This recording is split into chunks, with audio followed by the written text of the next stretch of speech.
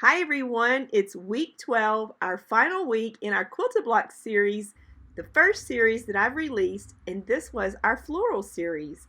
I hope you've enjoyed each design that was released every week, and I hope you got in on those free designs. If you didn't, you can still head over to my website. They are purchasable. You can grab one or you can grab all of them, whichever you prefer. But thank you so much for stitching along with me in my Quilted Block series.